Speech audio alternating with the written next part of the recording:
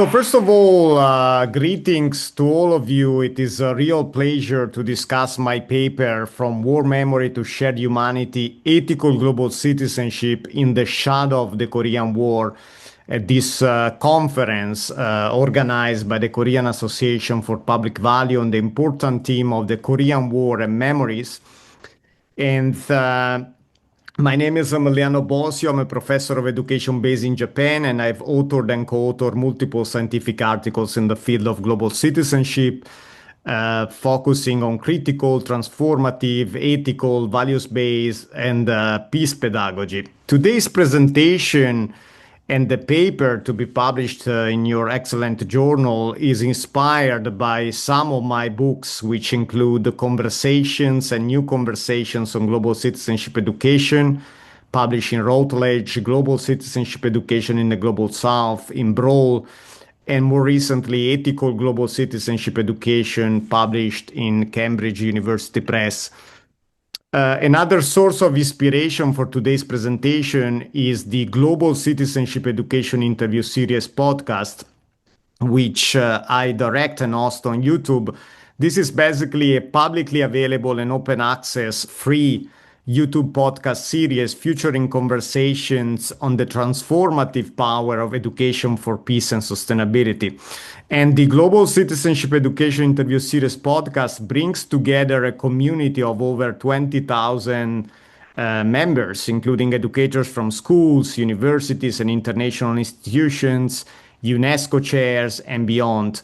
So if you're interested in the topic of education for peace and sustainability, I invite you to subscribe for free to my podcast.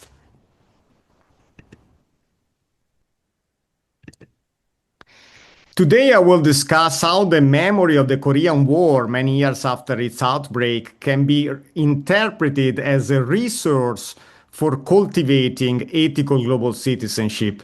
But before I get to the core of my discussion, I want to briefly explain why ethical global citizenship matters today and how the Korean War case study fits into the bigger picture.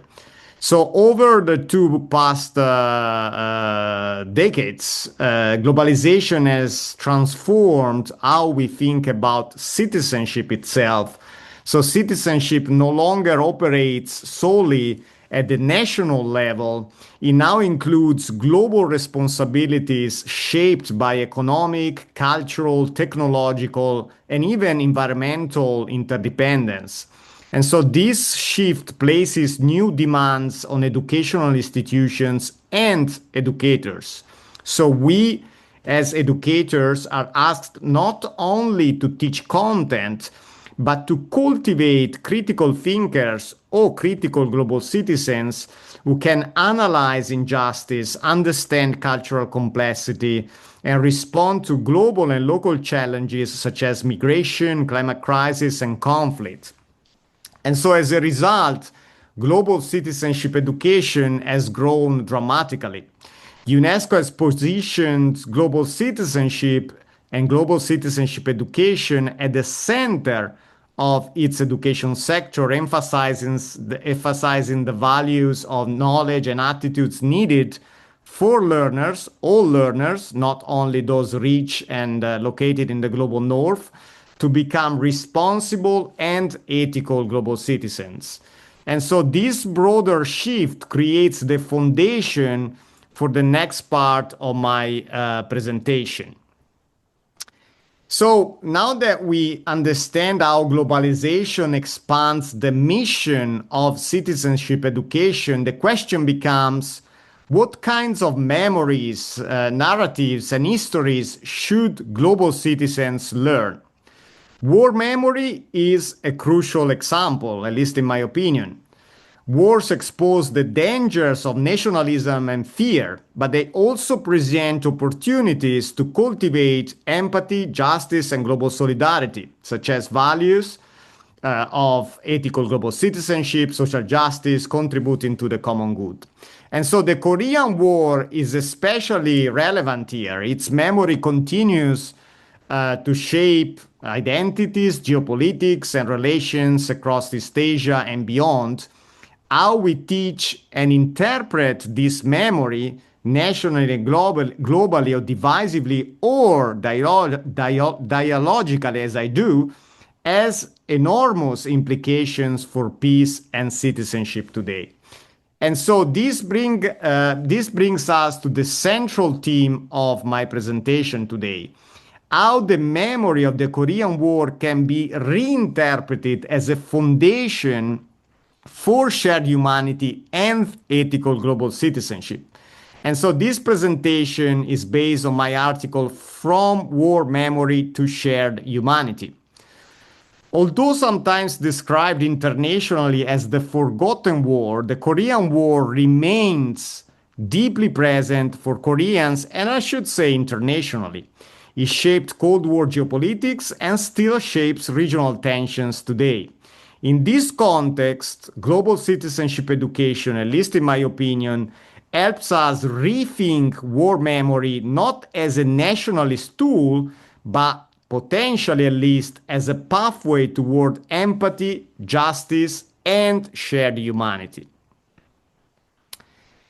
War memory tends to be framed by national priorities. In both Koreas, narratives center on heroism, victimhood, or ideological legitimacy. The problem is that such nationalized memory prevents reconciliation and obscures the participation of 16 UN nations, China, and millions of civilians. And so to cultivate ethical global citizens, we must expand beyond national frames. Dialogic ethics offers a powerful alternative to nationalist memory. It emphasizes meeting the other with a capital O in their full humanity through, for example, empathy, listening, and recognition. When we include the voices of civilians, women, refugees, and foreign soldiers, war becomes, or at least has the potential to become, not only a national myth, but a shared human tragedy as it is, opening path to ethical reflection and solidarity. Here are concrete examples of how memory is being transformed positively into education for peace. These are examples coming from my colleagues internationally. I never had the pleasure to be there physically. But I have here the demilitarized zone peace camps bring youth from multiple countries together in specific camps organized near the demilitarized zone in Korea that focus on peace building, conflict transformation, and human rights. We have the UNESCO's global citizenship initiatives to cultivate cross-border dialogue to foster peaceful, inclusive, and sustainable societies. And the aim, at least it seems to me, is to move education beyond national identities and encourage a sense of belonging to a common humanity, which inherently involves dialogue across borders. So these case studies at least potentially demonstrate how dialogic approaches reframe memory. Now, the Korean War is not simply historical. It helps us reflect on contemporary ethical challenges. The peninsula remains divided, justice remains fragile, and global crises remind us that no nation can act in isolation or alone. Ethical global citizenship, as I describe it in my scientific publications and books, encourages students to see interdependence as a defining condition of humanity, past and present. To move forward, education systems must deliberately expand the frame of war memory, including multiple perspectives, especially marginalized voices, and build empathy. Dialogue programs and global citizenship education can help, again, at least potentially, all students recognize that memory can be, and should be, I would add, a foundation for peace rather than division. To conclude, the Korean War still casts a long shadow, but if we reframe its memory through dialogic ethics, it becomes a powerful educational tool for nurturing empathy, justice, and global solidarity. In remembering war, we can teach our students not only about the past, but about their ethical responsibility in shaping peaceful futures. Thank you very much.